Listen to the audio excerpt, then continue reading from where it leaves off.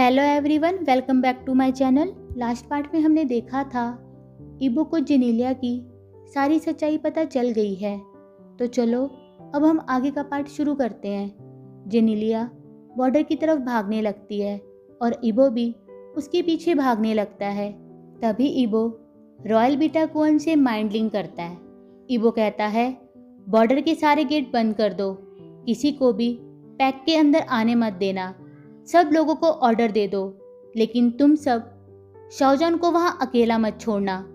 तभी royal beta कुअन कहता है, किंग, हम आपको बताना चाहते थे कि कोई ऑलरेडी पैक के अंदर आ गया है, आप हमें वहाँ जाने दीजिए।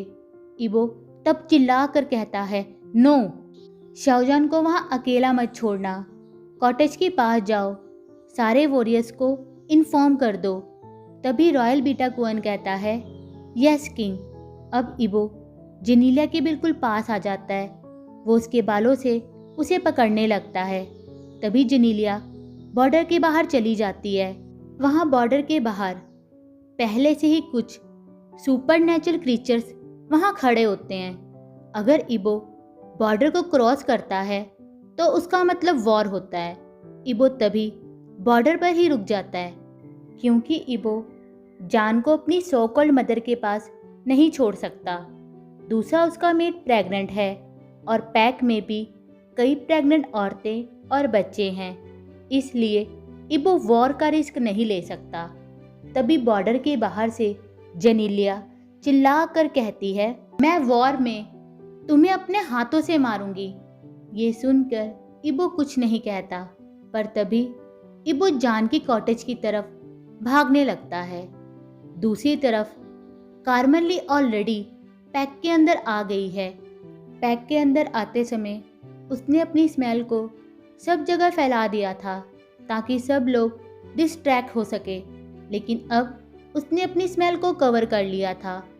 अब कार्मेली कॉटेज की दूसरी साइड पर पहुंच जाती है और खिड़की से जंप लगाकर जान के कमरे में पहुंच जाती है। अब जान भी एक झटके से अपनी आंखें खोल लेता है। उसकी एक आंख ओशन ब्लू और दूसरी लाल होती है। प्रिंस जैसे ही कार्मेली को वहाँ खड़ा देखता है तो प्रिंस को और गुस्सा आने लगता है। ये देखकर कार्मेली स्मग करती है और उसे अपने पास आने का इशारा करती है। अब प्रिंस कार्मेली को पकड़ने के लिए उसके पास जाता है। तभी कार्मेली खिड़की से जंप लगाकर बाहर भागने लगती है। अब जान भी उसे पकड़ने के लिए उसके पीछे भागने लगता है। उधर कॉटेज के सामने रॉयल बीटा कुअन और बाकी सब भी खड़े होते हैं, पर जैसे ही उन्हें जान की स्मेल आनी बंद हो जाती है तो वे सब कॉटेज में जाकर देखते हैं तो वहाँ उन्हें दूसरी साइड की खिड़की खुली मिलती है। तो वे सब भी उसी दिशा में भागने लगते हैं। अब कार्मेली भागते भागते इबो के महल तक पहुंच जाती है और जान भी उसके पीछे पीछे ही भागता रहता है। वहाँ कार्मेली स्मेल से पता कर लेती है कि वांगी जाओ का सिर कहाँ रखा है। फिर कार्मेली उस पिलर वाले रूम तक पहुँच जाती है। वे पिलर उस पर अटैक करने लगते हैं, पर जैसे ही वे जान को उसके पीछे देखते हैं तो अटैक करना बंद कर देते हैं, क्योंकि अगर वो कार्मेली पर अटैक करेंगे तो हो सकता है कि जान भी उनसे हर्ट हो जाए। तभी कार्मेली जल्दी से टेबल के पास पहुंचती है। वहां जाकर कार्मेली रुक जाती है।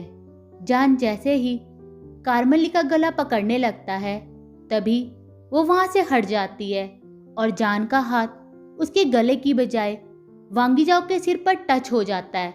तभी वहां तेज रोशनी आना शुरू हो जाती है और पूरा कमरा लाइट से भर जाता है। वहां इतनी लाइट हो जाती है कि जान को चक्कर आने लगते हैं। तभी वांगी जाओ का सिर हवा में ऊपर आ जाता है और वहां टेबल के पास ही एक बॉक्स में उसकी बाकी बॉडी भी रखी होती है। अब वांगी जाओ की बॉडी अपने आप बाहर आ जाती है और उसका सर उसकी बॉडी से अपने आप जुड़ जाता है। इसके बाद वहां और रोशनी होने लगती है तो इसके कारण जान बेहोश हो जाता है। दूसरी तरफ रॉयल बीटा कुअन इबो को माइंड लिंक करके बताता है कि किंग महल की तरफ चलिए। तो इबो महल की तरफ भागने लगता है। उधर महल में कार्मेल ली वांगी जाओ को फिर से जिंदा देखकर बहुत खुश होती है। फिर कार्मेल ली कहती है, असली किंग वापिस आ गया। ये सुनकर वांगी जाओ कहता है, वेल हाँ। तब उन दोनों की नज़र जान पर पड़ती है। कार्मेल ली कहती है, हमें इसे भी अपने साथ ले जाना चाहिए। तभी वांगी जाओ कहता है, हाँ चलो ले चलते हैं। वे जैसे ही जान को टच करने लगते हैं तभी उन्हें इबो की स्मेल आने लगती है। वे एक साथ कहते हैं, भागो। तभी कार्मेल ली और वांगी जाओ भागना शुरू कर देते हैं। अब इबो भी जल्दी से वहां पहुंच जाता है। उन्हें भागता देखकर इबो भी उनके पीछे भागने लगता है, पर जान को वहां बेहोश देखकर वो रुक जाता है।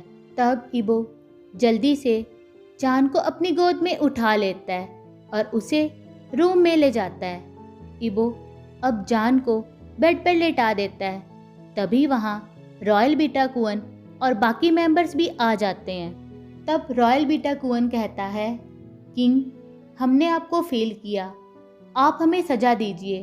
तभी इबो कहता है, अभी इन सब बातों के लिए टाइम नहीं है, जल्दी से अभी डॉक्टर को बुलाओ। थोड़ी देर के बाद डॉक्टर वहाँ आ जाती है। फिर डॉक्टर जान को चेक करती है।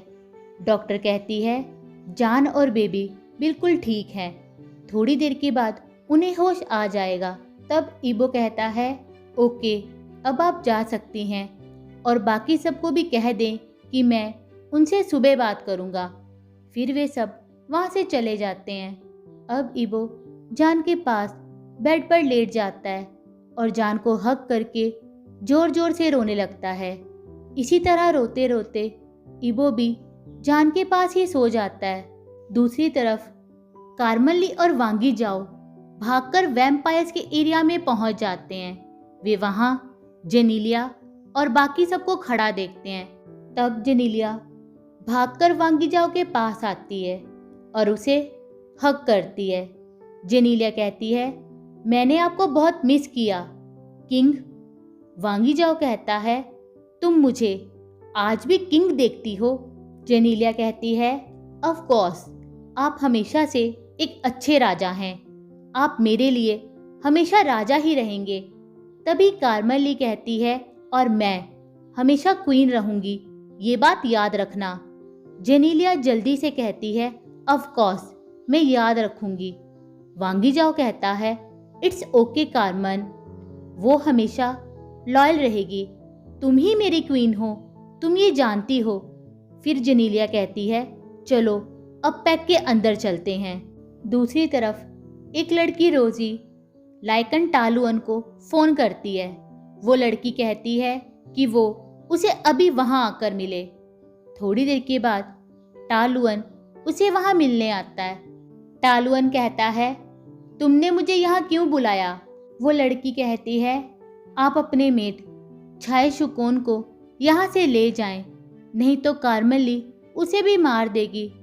तभी लाइकन टालुअन कहता है, पर छाए शुकोन है कहाँ? रोजी कहती है, आप यहाँ रुके, मैं उसे यहाँ लेकर आती हूँ। ये कहकर वो वहाँ से चली जाती है।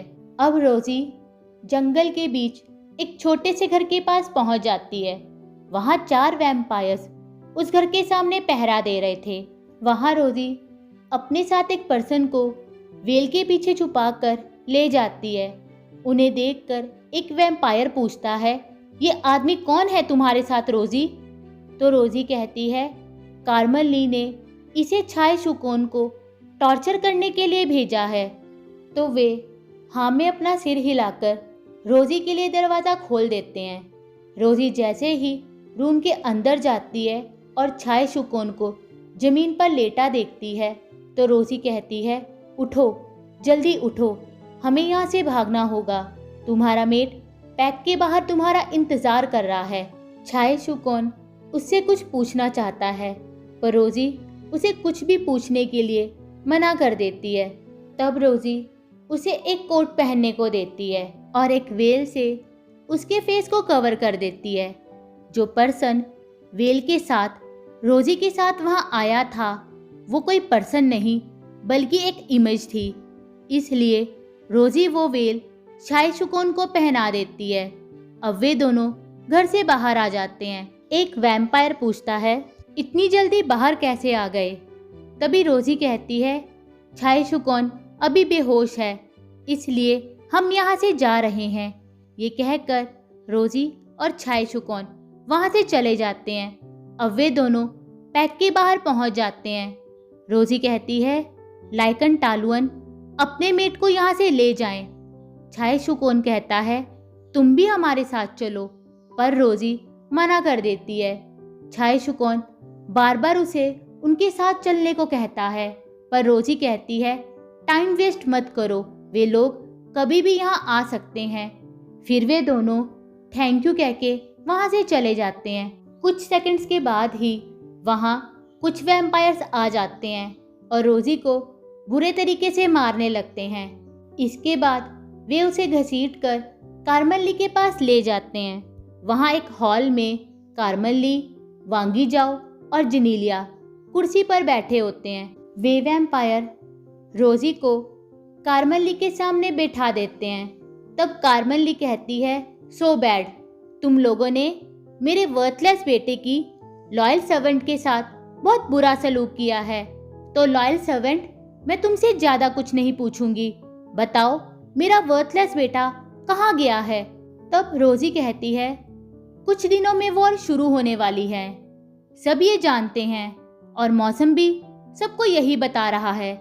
तभी कार्मेली कहती है, हाँ तुम ठीक कह रही हो, वॉर होने वाली है और किंग इबो को मारकर मैं विनर बनूंगी। फिर रोजी कहती है, आई विश तुम्हारी मौत किंग इबो और चाय शुकोन के हाथों से हो, तुम सब बहुत बुरी मौत मरोगे। ये सुनकर सब शांत हो जाते हैं। तभी कार्मेली जल्दी से उसके पास आती है और उसके सिर को उसकी बॉडी से अलग कर देती है। फिर कार्मेली चिल्ला कर कहती है, वॉर होकर रहेगी और मैं ही क्वीन बनूंगी। इस संसार पर मेरा राज चलेगा। जो भी मेरे और थ्रोन के बीच में आएगा, मैं उन सबको मार डालूंगी। इबो और चाय शुकोन को मेरे हाथों से मरना होगा। ये कहकर वो जोर जोर से हंसने लगती है। अगली सुबह इबो सबसे पहले उठता है। वो सर्वेंट्स को बुलाता है और उन्हें खाना बनाने को कहता है। उसके बाद इबो जान के उठने का इंतज़ार करता है। थोड़ी देर के बाद जान धीरे धीरे अपनी आंखें खोलता है। तभी इबो जल्दी से उसके पास आता है। जान इबो को देखकर स्माइल करता है। जान कहता है, माय किंग। इबो उसके गालों पर किस करता है और कहता है, हाँ सिर्फ तुम्हारा किंग। तभी अचानक से जान की नज़र रूम पर पड़ती है तो वो गुस्से में इबो की तरफ देखता है। जान कहता है, ये क्या है, आप मुझे यहाँ क्यों लेकर आए और वो यहाँ क्यों नहीं है? अब इबो नीचे देखने लगता है। तब जान जल्दी से उठकर इबो को हग करता है। जान कहता है, क्या हुआ? क्या आप दोनों की लड़ाई हुई है? क्या वो कहीं चली गई है? मुझे बताओ, मैं सब कुछ ठीक कर दूंगा, मैं उससे बात करूंगा। ये सुनकर इबो के दिल में दर्द होने लगता है। जान भी इबो के दर्द को फील करता है। तो जान कहता है, क्या हुआ, आप मुझे डरा रहे हैं? इबो कहता है, जान वो मेरी मेट नहीं है। ये सुनकर जान हक को तोड़ता है। जान कहता है, क्या मतलब है इसका? फिर इबो बेड से उठकर खिड़की की तरफ चला जाता है और जान को सब कुछ बता देता है। ये सुनकर जान शॉक हो जाता है और उसे भी इबो के लिए बहुत बुरा लगता है। फिर जान कहता है, आई एम सॉरी, आपको उसकी वजह से दर्द फील हो रहा है, पर मैं इसमें कुछ नहीं। वो इतना ही कह पाता है कि इबो उसे बीच में ही रोक देता है। इबो कहता है, नहीं, मैं उसके लिए दर्द फील नहीं कर रहा, मैं तुम्हारे लिए दर्द फील कर रहा हूँ। उसकी वजह से मैंने तुम्हारे साथ बहुत बुरा बिहेव किया। मैं सच में बहुत बुरा मेट हूँ। ये सुनकर जान कहता है, हाँ मैं इसके लिए मना नहीं कर सकता, आप सच में हैं, पर फिर भी आप मेरे मेट हैं, मेरे किंग और मेरे बच्चे के फादर हैं। चाहे आपने बहुत गलतियां की हैं, फिर भी मुझे गर्व है कि आप मेरे मेट हैं। I love you so much.